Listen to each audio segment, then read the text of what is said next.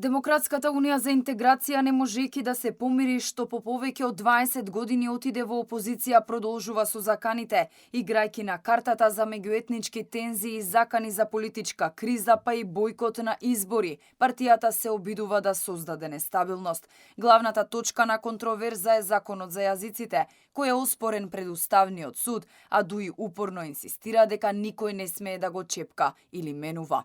Иако претходно се заканија дека ако се менува законот за јазици, во зависност од одлуката на Уставниот суд, ќе ги бојкотираат локалните избори, пратеникот Блерин Беџети сега одбра друг речник. Немало да има бојкот, ама ќе имало политичка криза.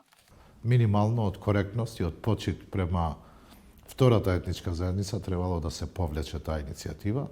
Секако ќе дојде до политичка криза ако се чепне во законот за јазиците.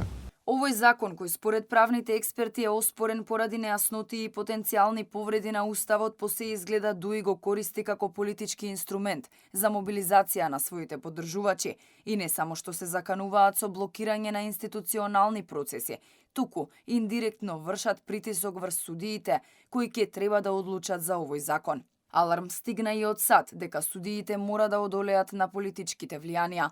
Оваа порака дојде од американската амбасадорка, која се сретна со претседателот на Уставниот суд. Од друга страна, премиерот Мицкоски не е изненаден од обидот на Дуи да се меша во работата на судиите. По прашањето за законот за јазици, бидејќи како што вели, во минатото биле навикнати да им наложуваат на одредени судии какви одлуки да донесат. Тие се навикнати, обвинители, судии, здружно заедно со претходните нивни коалициони партнери во власта, тоа е СДСМ, да во рамките на партиските седишта ги креираат политиките на поединци во обвинителството и судството. Дуи наместо да се адаптира на новата политичка клима и да ја игра улогата на конструктивна опозиција, избра да се заканува и постојано мантра дека коалициониот партнер вреди во владата е нелегитимен представник на албанците. Но ниту коалицијата не е изненадена од оваа реторика, па често пати им порачуваат да се реформираат и да го исчистат криминалот, наместо да го кријат под превезот на така наречената борба за правата на албанците. Инаку седницата на Уставниот суд, на која ќе присуствуваат правни експерти, ќе се одржи кон средината на март.